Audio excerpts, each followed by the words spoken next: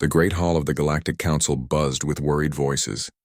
Hundreds of alien beings sat around the massive curved table, their different shapes and colors creating a rainbow of fear. At the center of it all, Admiral Vextar tapped his crystal claws on the dark stone surface.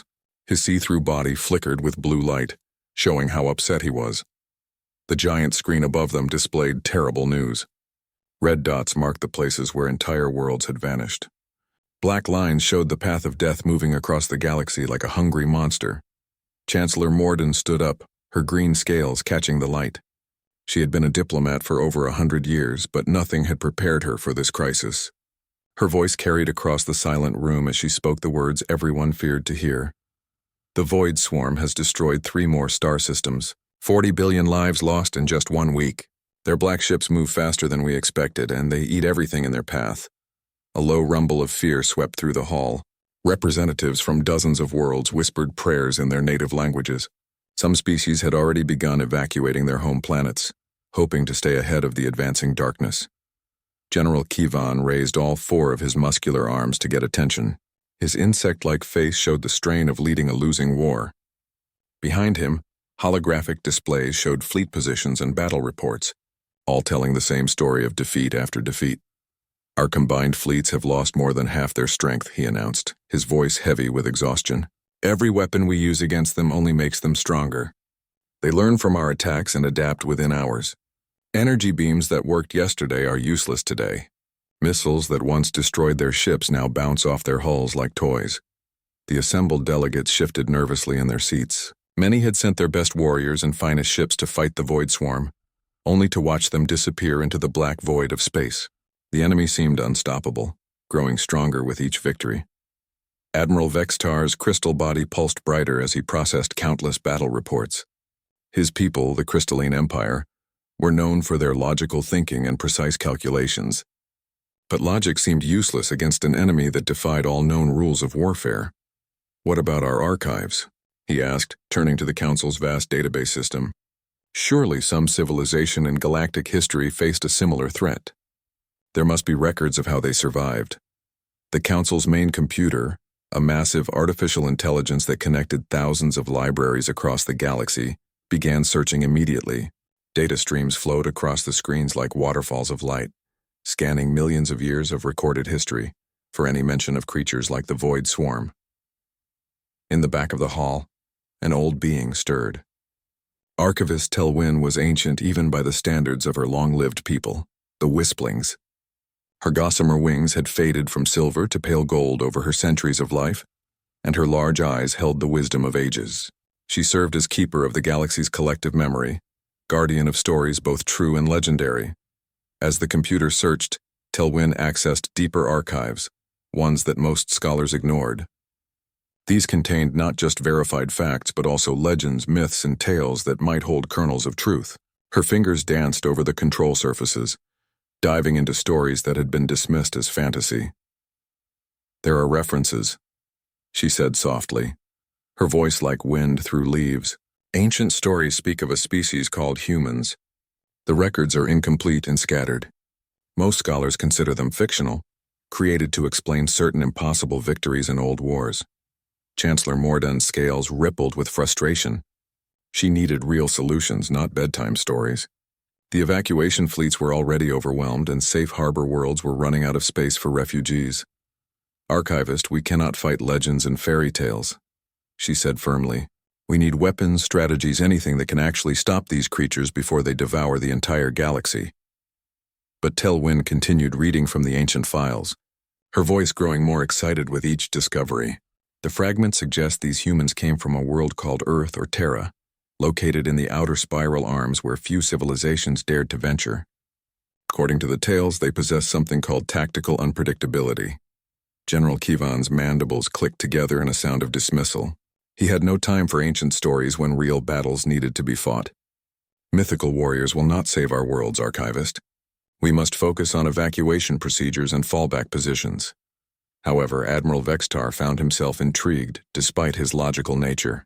His people had survived countless threats by considering every possibility, no matter how unlikely it seemed. Something about these human stories resonated with his analytical mind. Tell us more about these records, Archivist. Do they indicate whether this species might still exist somewhere in the galaxy? Telwyn's ancient eyes grew distant as she delved deeper into the archives, accessing files that had not been opened for centuries. The data was fragmentary and often contradictory, but patterns began to emerge from the chaos of legend and fact. The last verified sightings placed them in quarantine sectors of the Outer Rim, over 2,000 standard years ago. Their homeworld was reportedly devastated by wars and environmental collapse. Most scholars believe the entire species died out long ago. Some even question whether they ever existed at all. The Great Hall fell silent as another urgent message arrived from the front lines. The screen displayed new horror as 3 more star systems blinked out of existence. Their final transmissions cut off mid-sentence. The Void Swarm's advance showed no signs of slowing down. Admiral Vextar made a decision that surprised everyone, including himself. His crystal form straightened as he spoke with new determination. In desperate times, we must investigate even the most unlikely possibilities. If there is even a small chance these humans exist and possess knowledge we lack, should we not attempt to find them? Chancellor Morden felt her diplomatic training warring with growing desperation. 17 billion refugees were already fleeing their homeworlds, and the safe zones were filling up fast. Traditional military strategies had failed completely. Perhaps it was time to consider unconventional options. Very well, she decided, her green scales settling into determined patterns. I authorize a deep space reconnaissance mission to the supposed human territories. But we must also continue preparing our fallback defenses. We cannot put all our hope in ancient legends. As the council session continued with heated debates about resource allocation and evacuation priorities, something stirred in the darkness between the stars. Far from the bright lights of civilization, in the cold void where few dared to travel, ancient automated systems detected the electromagnetic signatures of galactic distress calls. Deep beneath the surface of a scarred and forgotten world, cryogenic pods that had slept for millennia began their slow awakening sequences. Lights flickered on in corridors that had been dark since before the current galactic order existed. And somewhere in that darkness, beings who had been written off as myths began to stir from their long sleep. The galaxy's last hope might be found not in its greatest civilizations or mightiest fleets, but in the forgotten corners where survivors had learned to endure against impossible odds. The search for humanity was about to begin, and with it the galaxy's final desperate gamble for survival. Captain Jiwan guided her sleek reconnaissance ship through the graveyard of broken metal that had once been the Proxima Defense Network. Her crew of 12 represented the finest scouts in the entire galactic fleet. Each member had been chosen personally for this dangerous mission into the forgotten regions of space where no civilized being had traveled for thousands of years. The ship moved quietly through the debris field, its advanced sensors sweeping for any signs of life or technology. Twisted pieces of ancient starships drifted past their windows like ghostly reminders of old battles. Some of the wreckage bore markings from civilizations that no longer existed. Navigator Yuna sat at her station, watching the sensor displays with intense concentration. Her training had taught her to recognize the energy signatures of every known galactic civilization, but what she was seeing now made no sense according to her education. "Captain, I am detecting unusual energy patterns 3 parsecs ahead," she reported, her voice filled with excitement and worry. "The signatures do not match anything in our database. They are completely unknown to galactic science." Captain Jiwan studied the strange readings on her command screen. Unlike the flowing, curved patterns that most galactic races preferred in their technology, these signals showed harsh angles and straight lines. They looked aggressive and practical, built for function rather than beauty. "Set course for the energy source," she ordered, her diplomatic training telling her to be careful. "Keep our defensive systems ready, but do not appear threatening. We are here to make contact, not to start a war." As their ship moved closer to the source of the mysterious signals, their sensors began to reveal something that defied all expectations. Floating in the empty void of space was a massive structure, unlike anything in current galactic civilization. The construction was clearly artificial, but it looked like someone had taken an entire asteroid belt and turned it into a living space. Huge rocks had been hollowed out and connected by gleaming metal tubes and angular frameworks. It was crude by modern standards, but impressive in its sheer scale and ambition. Communications Officer Do-hyun stared at his screens in amazement. His job was to analyze alien technologies and determine their level of advancement. But this structure challenged everything he thought he knew about engineering. "Captain, it appears to be a habitat," he whispered, unable to hide his awe. "But the construction methods are completely unknown. They have somehow turned scattered asteroids into a functioning city. This should be impossible with primitive technology." The massive structure pulsed with activity and life. Smaller ships moved between the connected rocks like busy insects, their designs as unusual as the habitat itself, where galactic vessels were built to look like living creatures with smooth curves and organic shapes. These ships were clearly made for pure function. They bristled with additions and modifications that looked improvised but effective. "Captain, we are being scanned," Navigator Una reported, her voice tight with nervousness. "Their scanning technology is old-fashioned compared to our systems, but it is extremely thorough. They are examining every part of our ship in great detail." Before Captain G1 could decide how to respond, her communication system suddenly crackled to life. The voice that emerged spoke in an ancient dialect that their ship's translation computers struggled to understand. The words were familiar but arranged in patterns that seemed almost archaic. "Unknown vessel, state your purpose in human space. You are not recognized as hostile, but you are also not welcome here without proper explanation." The bridge crew exchanged shocked glances. They had actually found them. The legendary humans were real, and they were still alive after all these centuries of isolation. The myths and stories had been based on truth. Captain G1 activated her transmitter, choosing her words very carefully. She knew that first contact situations could easily go wrong if handled poorly. Her diplomatic training had prepared her for many scenarios, but not for meeting beings that were supposed to be extinct. "This is Captain G1 of the Galactic Council Reconnaissance Division. We seek an audience with your people regarding a threat to all intelligent life in the galaxy. We come in peace and ask for your wisdom." Long minutes passed in complete silence. The only sounds on the bridge were the quiet hums of their ship systems and the nervous breathing of her crew. Then, unexpectedly, the communications channel filled with laughter. It was not cruel or mocking laughter, but the sound of genuine amusement mixed with disbelief.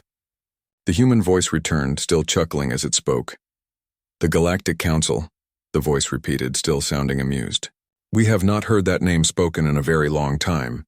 The last time we dealt with your council, they decided we were too dangerous for civilized galactic society and quarantined us out here in the empty sectors. What has changed that makes them willing to talk to the scary humans now?" Captain G1 felt her diplomatic training taking over. She needed to be honest but also convey the desperate nature of their situation. The fate of billions of lives might depend on how well she handled this conversation. "The galaxy faces complete extinction from an enemy we call the Void, Swarm. Our conventional military methods have failed repeatedly against them. Ancient archives suggested that your people might have knowledge or experience that could help us survive." Another pause followed. Shorter this time, but filled with what sounded like whispered consultations in the background. When the human voice returned, it carried a much more serious tone. "Void Swarm, you say? The black ships that consume energy and adapt to everything you throw at them? The ones that learn from every battle and grow stronger with each victory?" Captain G1 felt her heart racing. "You know of them? You have encountered these creatures before?" "Know them? Young Captain, we have been fighting them for the past 50 years. They found our little corner of space long before they discovered your grand civilizations."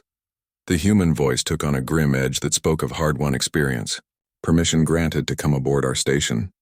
Dock at Bay 7, but leave all weapons on your ship. We have learned to be very careful about visitors." As their ship was guided toward the docking bay by primitive but effective tractor beams, Captain G1 observed the interior details of the human habitat. Everything she saw spoke of adaptation and creative problem-solving. Broken technology from dozens of different alien civilizations had been repurposed into new and unexpected forms. Damaged hull plating from various species had been welded together into functional barriers. Energy systems from at least 6 different technological traditions had been combined into working power grids. It was crude compared to modern galactic standards, but it worked with impressive efficiency and ingenuity. The docking bay itself was a marvel of creative engineering that impressed even their experienced crew. Gravity generators salvaged from various sources created a comfortable environment for multiple species. Atmospheric processors maintained breathable air, that could support dozens of different life forms simultaneously. As the docking clamps secured their vessel with solid metallic thuds, Captain Jiwan caught her first glimpse of an actual human being. He was tall by galactic standards, with the pale skin and dark hair mentioned in the ancient archive entries. But what struck her most was his stance and bearing. This was not a member of a broken species hiding in shame. He stood alert and confident despite being surrounded by the unknown. His eyes held an intensity that made Captain Jiwan understand immediately why the old Galactic Council had once considered humans dangerous to civilized society. The human approached their ship as the airlock finished its cycling process. He wore clothing that appeared to be stitched together from various sources, practical and durable rather than fashionable. Everything about him suggested someone who had learned to make the most of limited resources. Captain Jiwan, "I presume," he said, extending his hand in what she recognized from the archives as a traditional human greeting gesture. "I am Commander Hyuk. Welcome to Haven Station. I believe it is time we had a very long and very interesting conversation about survival." Commander Hyuk led Captain Jiwan and her diplomatic team through the winding corridors of Haven Station. Each step revealed more evidence of human adaptation to their harsh living conditions. The walls were lined with salvaged technology from dozens of different alien species, all somehow working together in ways that should have been impossible. Pipes and cables from crystalline Empire energy systems ran alongside WISP communication networks. Gravity generators from 3 different civilizations had been combined to create stable artificial gravity throughout the station. It was a masterpiece of improvised engineering that impressed the galactic visitors despite its crude appearance. "Your archives were correct about one thing," Hyuk said as they walked deeper into the station. "We do approach warfare very differently than most galactic species, but those old records missed the most important detail. We have had 2,000 years of complete isolation to develop and perfect our methods." They entered a vast chamber that served as both command center and war room. Holographic displays filled the space, showing detailed star charts marked with red zones that indicated void swarm territories. The scope of their knowledge was breathtaking. They had mapped enemy movements across nearly half the known galaxy, with precision that rivaled the Council's best intelligence networks. Captain Jiwan stared at the displays in growing amazement. Her own intelligence briefings had shown far less detailed information about void swarm activities. These isolated humans somehow knew more about the enemy than the combined resources of galactic civilization. "How did you survive their initial assault when they first found you?" she asked, studying the tactical information with professional interest. A woman stepped forward from the shadows near the command consoles, introducing herself with a firm handshake as Admiral Minji. Her gray hair was pulled back in a practical style that spoke of someone too busy for vanity. Her clothing bore the visible scars of countless repairs, patches upon patches that told a story of constant resourcefulness. "We did not try to fight them using conventional methods," Admiral Minji explained, gesturing toward historical displays that showed early human encounters with the Void Swarm. "When they first arrived in our sector 50 years ago, we lost 3 entire habitat clusters in just the first week of fighting." The displays showed the devastating early battles, where human forces had tried to use traditional galactic military tactics against the invaders. Ships arranged in proper formations, weapons fired in coordinated volleys, defensive positions established according to standard military doctrine. All of it had failed completely. "Everything we threw at them only made them stronger and smarter," she continued. "But during those terrible first weeks, we learned something that your Galactic Council has not yet discovered. The Void Swarm is not just a military force. It is a collective intelligence that thinks and learns in recognizable patterns." Commander Hyuk took over the explanation, his hands moving across control surfaces to manipulate the holographic displays. Battle formations appeared and shifted, showing the evolution of human tactical thinking over the decades. "Most galactic species develop standardized military doctrine," he said. "Proven tactics that work efficiently and can be taught to large numbers of soldiers. Your people excel at creating systematic approaches to warfare that maximize the effectiveness of your resources." "That sounds logical and effective," Captain Jiwan observed. "Why would such methods be problematic?" "Because standardization creates predictability," Admiral Minji replied. "And predictable behavior is exactly what the Void Swarm collective intelligence feeds on." They learn from repeated encounters, adapting their responses until your best tactics become useless. The displays shifted to show recorded battles between human forces and void swarm vessels. Captain Jiwan watched in fascination as human ships behaved in ways that looked completely insane by galactic military standards. Ships would ram into enemies they could easily destroy from long range. Fighters flew in zigzag patterns that seemed to violate basic physics principles. Entire fleets would suddenly reverse course for no apparent tactical reason. This appears to be complete chaos, Communications Officer Do-hyun observed, studying the battle recordings with confusion. How do you coordinate such apparently random actions? The key word is apparently, Commander Hyuk said with a slight smile. Our actions are not truly random. They follow a different kind of logic, one based on creative thinking rather than systematic planning. Admiral Minji activated another set of displays, showing detailed analyses of void swarm behavioral patterns. Charts and graphs demonstrated how the enemy collective intelligence responded to various types of military actions, learning and adapting over time. We discovered that the collective intelligence has significant blind spots, she explained. When faced with truly unpredictable actions, it takes much longer to formulate effective countermeasures. The learning process becomes confused and inefficient. So your solution is organized chaos? Captain Jiwan asked, trying to understand the implications. Our solution is adaptive creativity, Commander Hyuk corrected. We train our people to think beyond conventional patterns. Every pilot, every soldier learns to make decisions that feel wrong according to traditional military wisdom, but achieve unexpected, positive results. New displays showed training footage from human military facilities hidden deep within the asteroid habitat. Soldiers practiced maneuvers that looked more like elaborate dance performances than military exercises. Pilots flew their ships in impossible spirals and curves that should have resulted in crashes but somehow worked perfectly. We call it chaos theory warfare, Admiral Minji continued. We teach our people to embrace uncertainty and make decisions based on intuition rather than calculated planning. When your enemy expects logical responses, the most effective action is often beautiful illogic. Communications Officer Do-hyun looked troubled by these concepts. His own military training emphasized the importance of clear command structures and predictable responses.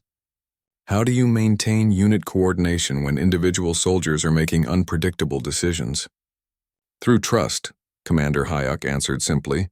Our military culture is built on trusting your fellow warriors to make the correct-incorrect decision at exactly the right-wrong moment. It requires a completely different approach to leadership and training. Captain Jiwan began to grasp the enormity of what the humans were proposing.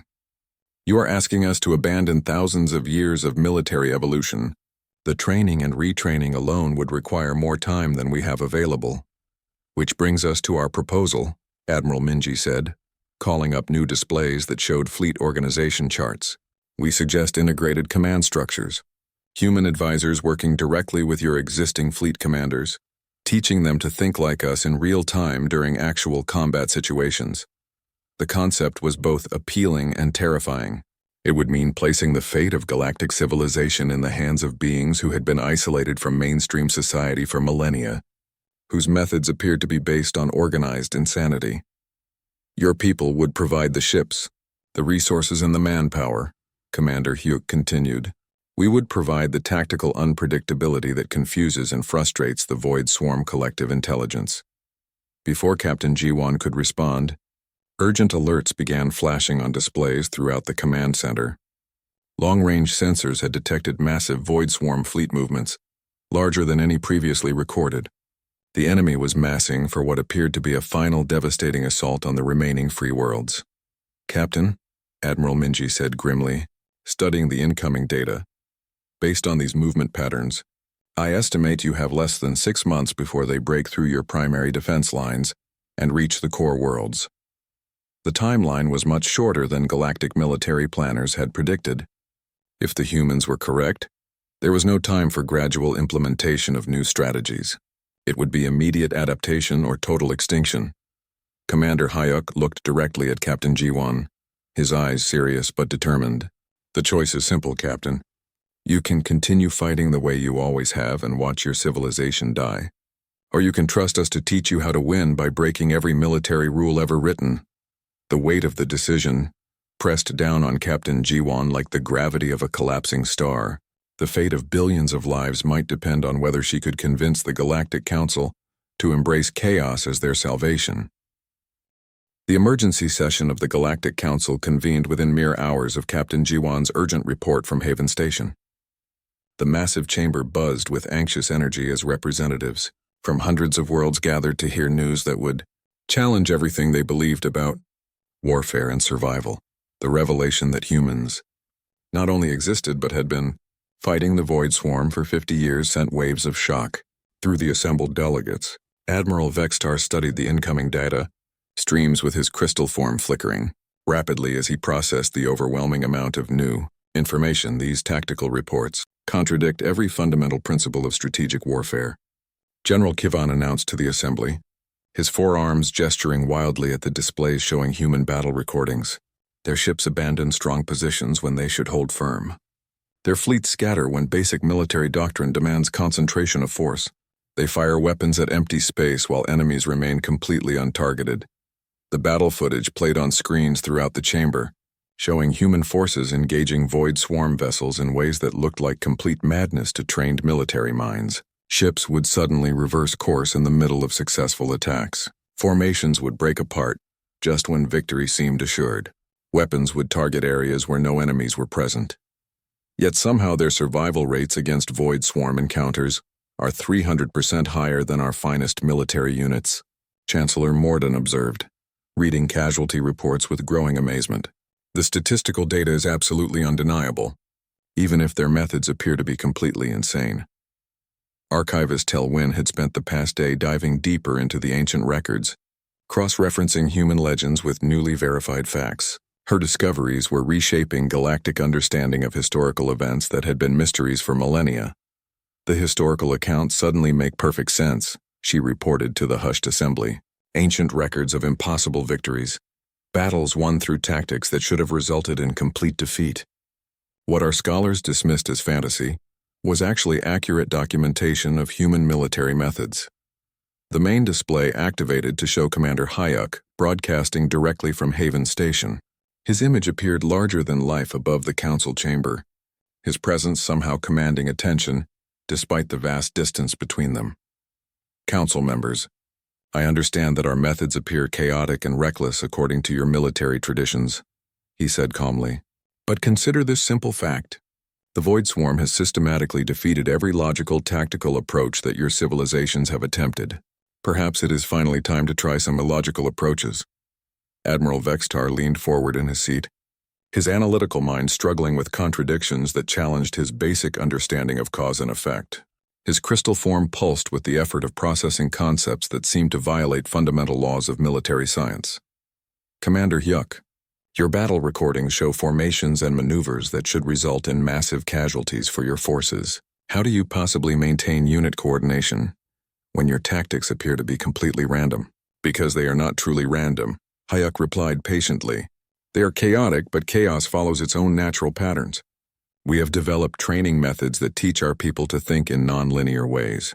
Every pilot and every soldier learns to make decisions that feel incorrect but achieve unexpectedly positive results. The display shifted to show training footage from human military facilities hidden within the asteroid habitat. Soldiers moved through exercises that looked more like artistic performances than combat preparation. Pilots flew their ships in spirals and loops that seemed to defy the basic laws of physics. We call this approach adaptive chaos theory, Admiral Minji explained as she joined the transmission. We train our people to embrace uncertainty completely, to make critical decisions based on intuitive understanding rather than mathematical calculation. When facing an enemy that learns from logical patterns, the most effective response is creative unpredictability. General Kivan's mandibles clicked together in a sound of deep frustration. His entire career had been built on the principles of coordinated military action and predictable unit responses.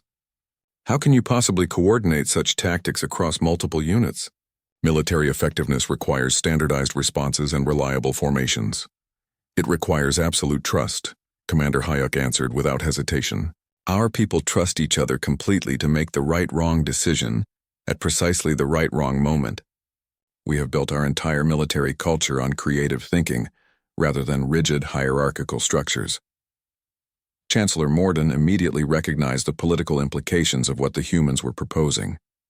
Her centuries of diplomatic experience told her that this would be the most difficult decision in galactic history. You are asking us to revolutionize not just our military tactics, but our entire philosophical approach to organized conflict.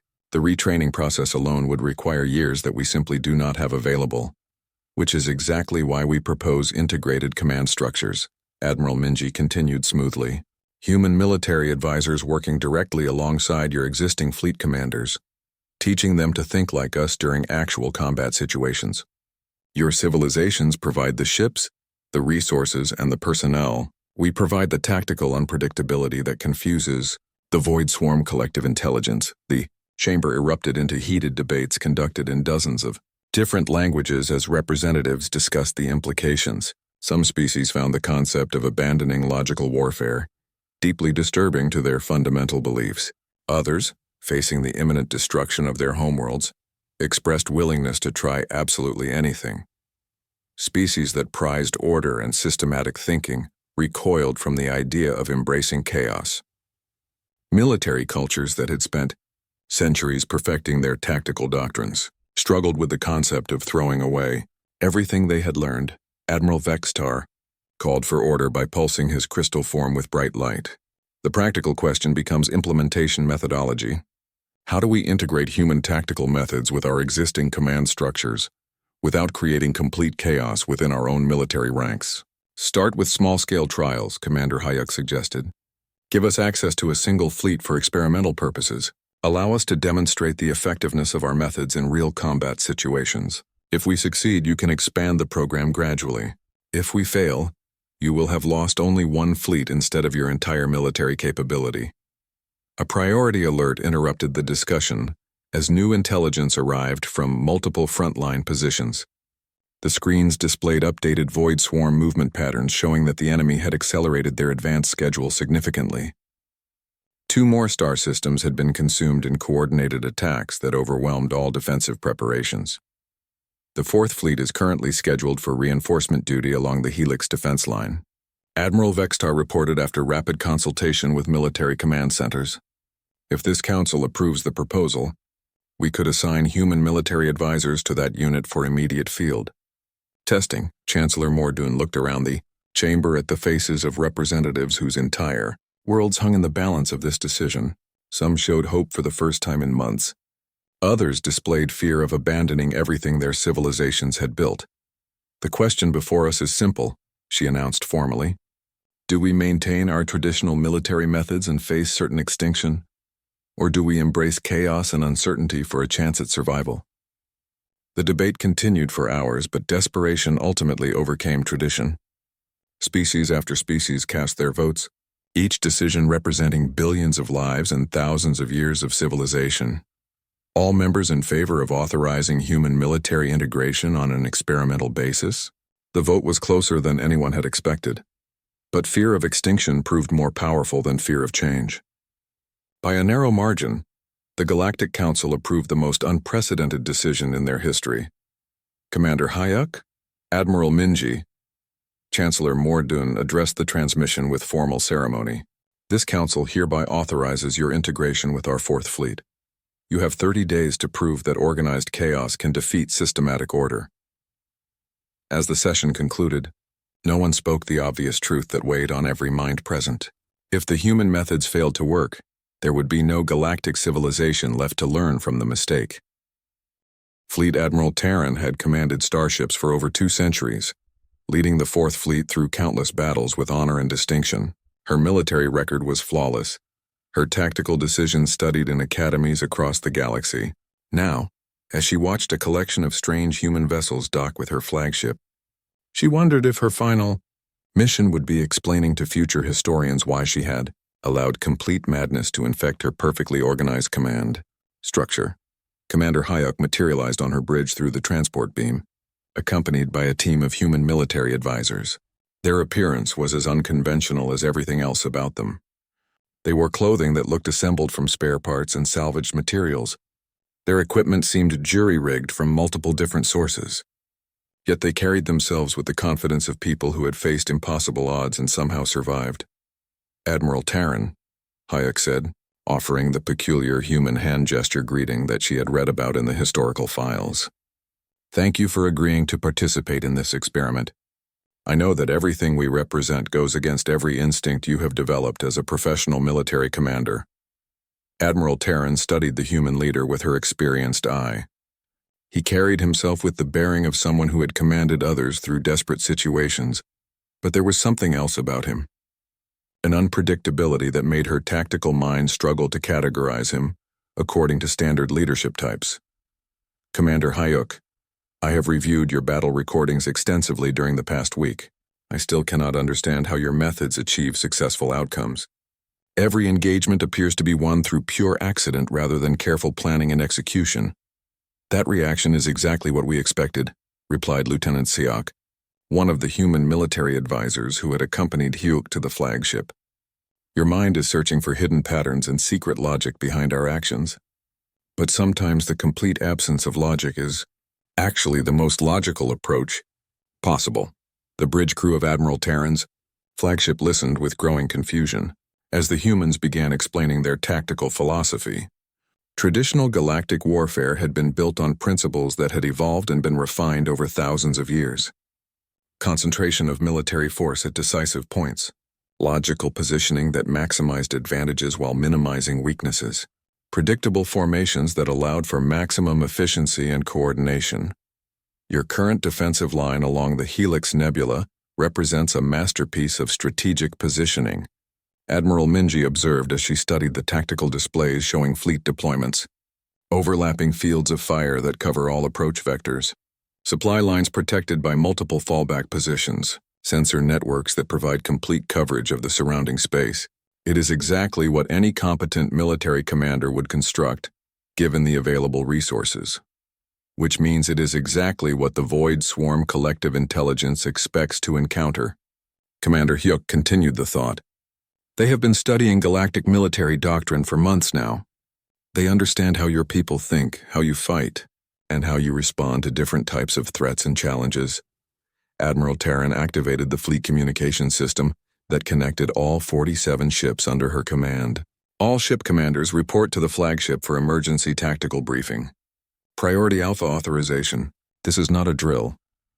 Within 2 hours, the command staff representing every vessel in the 4th Fleet had assembled in the main briefing amphitheater. Captains from dozens of different species filled the space, their varied physical forms unified by shared military tradition and common purpose. The humans stood at the front of the assembly like performers preparing to take the stage.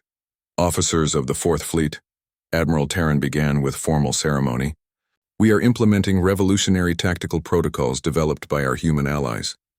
These methods may appear highly unconventional, but recent intelligence suggests that conventional approaches are no longer effective against the Void Swarm threat." Commander Hayek stepped forward, his presence somehow commanding attention, despite his unremarkable appearance and simple clothing. "Everything you have learned about warfare during your careers I want you to forget completely. For the next 30 days we are going to teach you to fight like humans.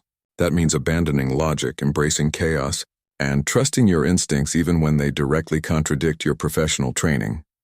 Captain Rylax of the heavy cruiser, Thunderbolt, raised one of his tentacled appendages to request permission to speak. His species was known for their methodical thinking and systematic approaches to problem solving. "Commander, how can we possibly maintain formation integrity if each vessel is acting independently without coordination? Military effectiveness depends on units working together according to established protocols." "You do not maintain formation integrity in the traditional sense," Lieutenant Seok replied calmly. "Formations are predictable, and predictable means vulnerable. Instead, you maintain tactical awareness. You know where your allies are and what they are capable of, but you never know exactly what they will do next." The questions came rapidly from the assembled officers, each revealing how deeply entrenched galactic military thinking had become over the centuries. The humans patiently addressed each concern, not with traditional answers but with philosophical challenges to basic assumptions about organized warfare.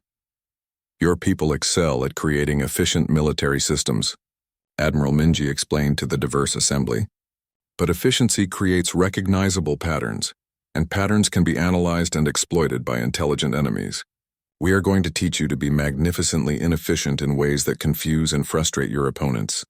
Training began immediately throughout the fleet. Human advisors integrated with each ship's crew, teaching them exercises that seemed designed to break their logical thinking patterns rather than improve their combat effectiveness. Pilots practiced flying in spirals when straight lines would be faster and more fuel efficient. Gunners learned to fire at empty space, trusting that enemies would somehow move into their targeting zones. Navigation officers plotted courses that violated every principle of stellar mechanics and efficient travel. "This is complete insanity," muttered Captain Vorth of the destroyer. Horizon's Edge. After 3 days of intensive human tactical training, my crew is beginning to doubt my competence as a commanding officer. "Doubt is excellent," replied his human advisor, a young woman named Sora who looked far too young to be teaching military tactics.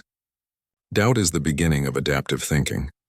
When you stop being absolutely certain about everything, you start seeing new possibilities that you missed before. The breakthrough came during a complex mock engagement against simulated void swarm forces. The Fourth Fleet had been performing poorly for days, their ships scattered and seemingly ineffective under human tactical guidance. Officers complained privately about the apparent waste of time and resources. Then suddenly, everything clicked into place in a way that defied logical explanation. Ships began moving in perfect harmony, without any centralized coordination. They created gaps in enemy formations that should not have existed. Weapons fire converged on targets through what appeared to be pure coincidence, rather than careful planning. The entire engagement flowed like an improvised musical performance, chaotic yet somehow beautiful in its unpredictable effectiveness. "That," said Commander Hayek with deep satisfaction as he watched the tactical displays, "is exactly what fighting like a human looks like." Admiral Terran stared at the engagement recordings, her centuries of military experience struggling to comprehend what she had witnessed. "How did we achieve such perfect coordination without any centralized command or predetermined tactical plans?" "Because you stopped trying to coordinate and started trusting each other," Admiral Minji explained with a smile. "Human warfare is not about following orders blindly. It is about understanding shared intentions and improvising creative solutions together."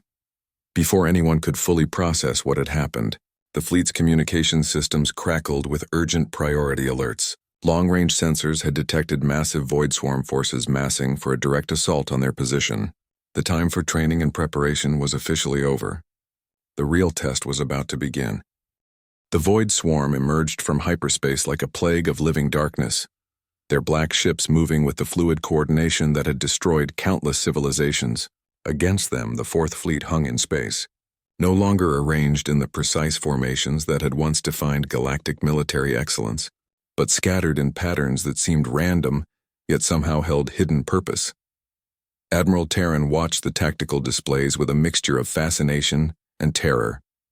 Her fleet was positioned exactly where human doctrine suggested they should be, which meant they were in all the completely wrong places according to everything she had learned during 2 centuries of military service.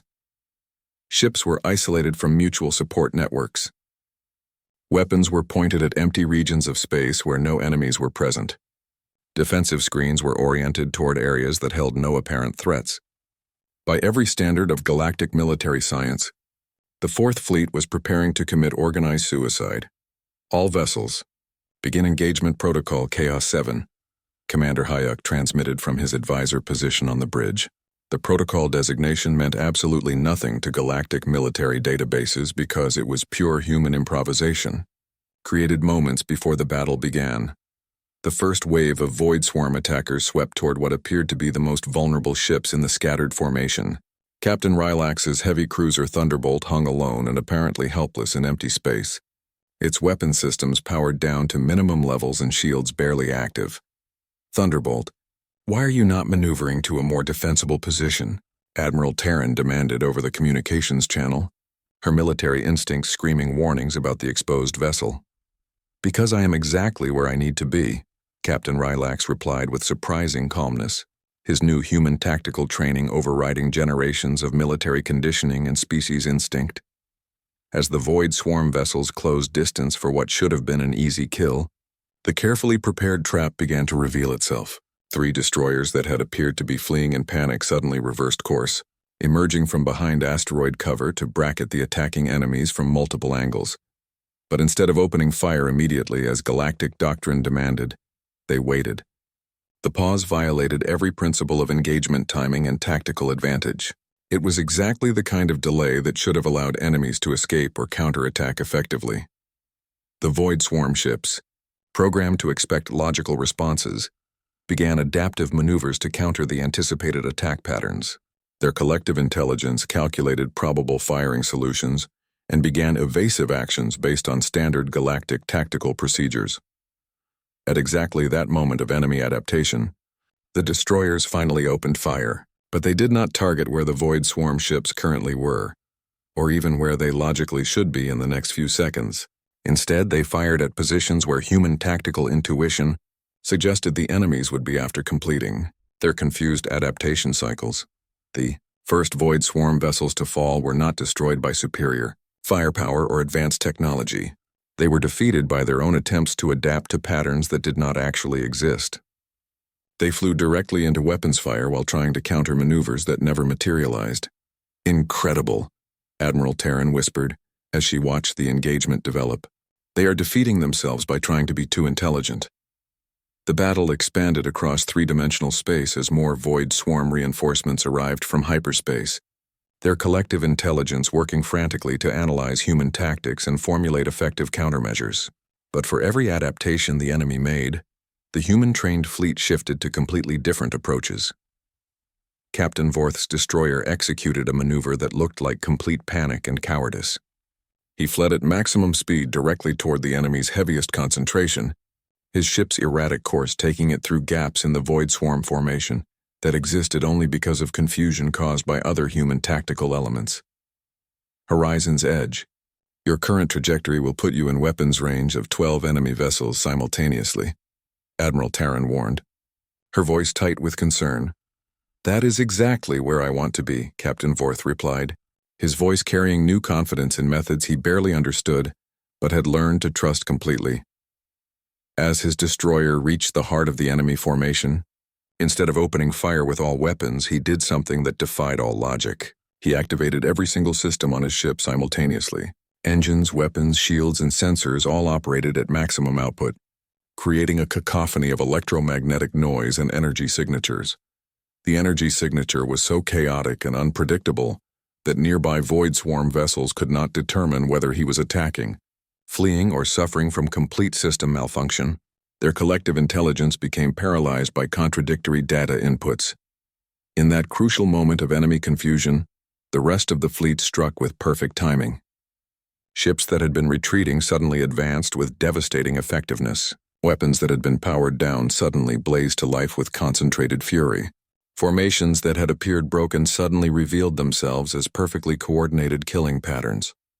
Lieutenant Siak, monitoring the engagement from the flagship's tactical center, provided running commentary that would have sounded like complete madness to traditional military minds. "Excellent execution. Now implement random withdrawal pattern 7, but do not let them realize it is actually random. Make it appear accidental and uncoordinated." The human tactical method revealed itself as a form of warfare that existed in the spaces between logic and chaos. Every action served multiple purposes, creating layers of deception that confused the Void Swarm's collective intelligence while maintaining just enough coherence for human-trained crews to understand their individual roles. Admiral Minji, coordinating with the flagship's tactical team, watched with satisfaction as the enemy's adaptation cycles grew longer and less effective with each passing minute. "They are learning completely wrong lessons from our actions," she observed. "Every time they adapt to one of our patterns, we have already moved on to something entirely different." The tide of battle shifted decisively when the Void Swarm's command vessels attempted to withdraw and regroup their scattered forces. In conventional galactic warfare, this would have been the perfect moment to pursue aggressively and finish the weakened enemy. Instead, the human-trained fleet did something unprecedented in military history. They allowed the enemies to escape, but they followed at a distance that appeared accidental rather than tactical. They maintained contact without seeming to pursue, creating the impression of coincidental movement rather than planned military action. "Admiral, "Why are we not pressing our clear advantage?" demanded Captain Kell of the battlecruiser Determination, his species' aggressive instincts demanding immediate action. "Because the Void Swarm learns from complete defeats," Commander Hayek explained patiently. "If we destroy them entirely, the knowledge dies with them and teaches the collective nothing useful. But if we allow them to escape while carrying deliberately false information about our capabilities, they will teach incorrect lessons to the entire swarm network. As the enemy forces retreated toward their base territories, they carried with them tactical data that was intentionally misleading. The collective intelligence would analyze the battle and draw conclusions that were systematically wrong about human capabilities and intentions."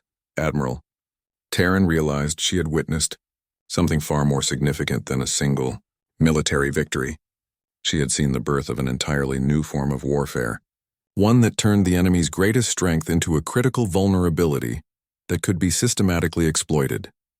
The communications array activated automatically, sending detailed battle reports back to the Galactic Council. For the first time since the Void Swarm invasion began, the message carried genuine hope instead of desperate pleas for evacuation assistance.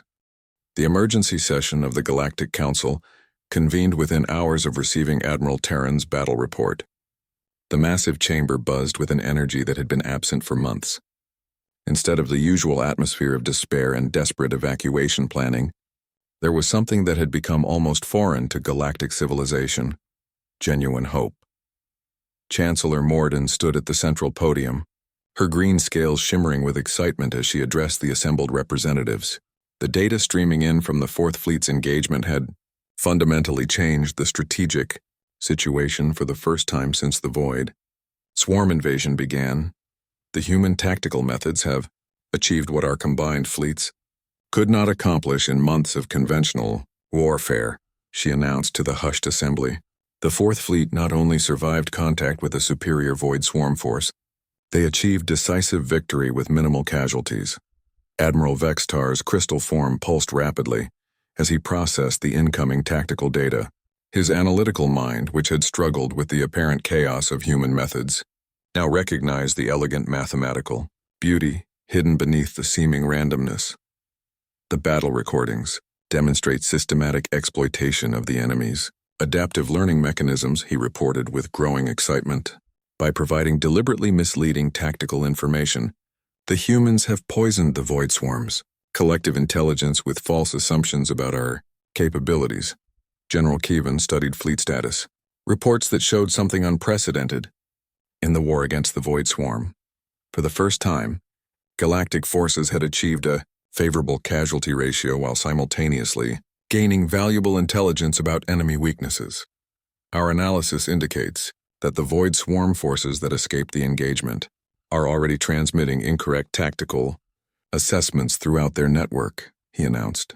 The collective intelligence is beginning to prepare countermeasures for threats that do not actually exist. The main display activated to show Commander Hayek broadcasting from Haven Station, where human military leaders were already preparing for the next phase of their unprecedented campaign. His image appeared above the council chamber, carrying a confidence that had been absent from galactic military leadership for far too long. "Council members," he began without formal ceremony, "the success of the Fourth Fleet engagement proves that our methods can be effectively integrated with your existing military structures. But this single victory is only the beginning of what must become a galaxy-wide transformation." Admiral Minji joined the transmission, her scarred face showing the satisfaction of a strategy that was finally proving successful.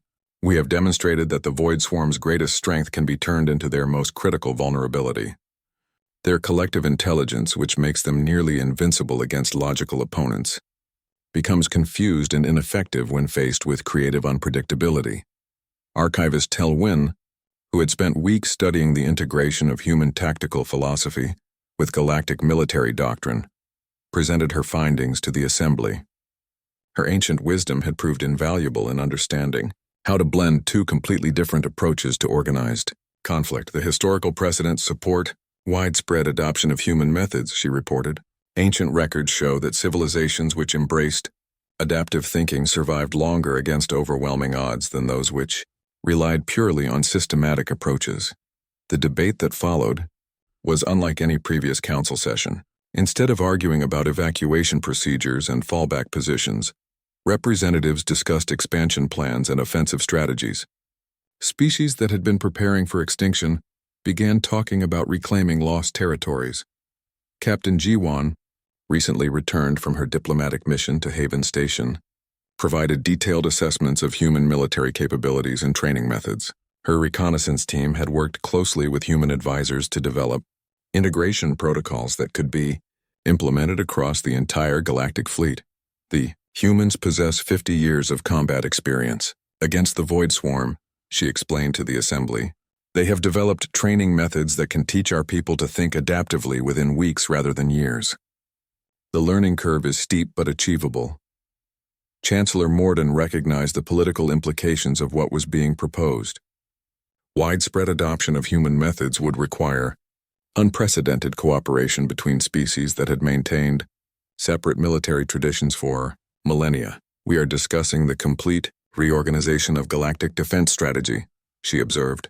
This would require military leaders from hundreds of worlds to abandon everything they have learned and embrace methods that appear to contradict basic logic. The alternative is extinction. Commander Hayuk replied simply. The Void Swarm will not pause their advance to accommodate our preference for traditional methods. They will continue consuming worlds while we debate the philosophical implications of adaptive thinking. Admiral Terran's voice joined the discussion as she transmitted from her flagship, which was already en route to rendezvous with human advisors for expanded training operations. I have commanded fleets for over 2 centuries using conventional methods. In one engagement, human tactics achieved more success than all my previous experience combined. The vote, when it finally came, was not close. Species after species endorsed the immediate expansion of human military integration across all galactic defense forces. The margin of victory reflected how completely the successful battle had changed galactic thinking about survival strategies. Within days, human advisors began arriving at military bases throughout the galaxy. Ancient transport ships launched from Haven Station, carrying teachers who would spread the philosophy of creative chaos to every corner of galactic civilization. Training centers that had once taught systematic military doctrine were transformed into schools of adaptive thinking. Pilots learned to fly in impossible patterns. Gunners practiced targeting empty space. Navigation officers plotted courses that violated every principle of efficient travel. The transformation was not easy. Many career military officers struggled with methods that contradicted everything they had learned. Some species found the concept of embracing uncertainty deeply disturbing to their fundamental beliefs. But desperation proved to be an excellent teacher. Within months, the first human-trained galactic fleets began engaging Void Swarm forces with devastating effectiveness. Each battle followed the same pattern: initial confusion as enemies adapted to expected tactics, followed by systematic destruction as human methods exploited the gaps in enemy thinking. The Void Swarm collective intelligence, poisoned by false information from previous engagements, began making increasingly desperate attempts to understand their new opponents. Each failed adaptation only reinforced incorrect assumptions about galactic capabilities. Admiral Terran stood on the bridge of her flagship, watching the stars and thinking about the transformation her people had undergone. Somewhere in the darkness, the enemy was regrouping and learning from their defeats. But for the first time since the invasion began, she found herself looking forward to the next engagement. The galaxy had learned to fight like humans, and humans had never learned the proper way to lose a war. The tide had turned, and the Void Swarm was about to discover that their greatest advantage had become their fatal weakness. In the depths of space, ancient automated systems on a scarred world called Earth detected the electromagnetic signatures of galactic victory celebrations. Deep beneath the surface, more cryogenic pods began their awakening sequences. Humanity was returning to the galaxy, and they were bringing with them the one thing that had always made them dangerous: the absolute refusal to accept defeat, no matter how impossible the odds appeared to be.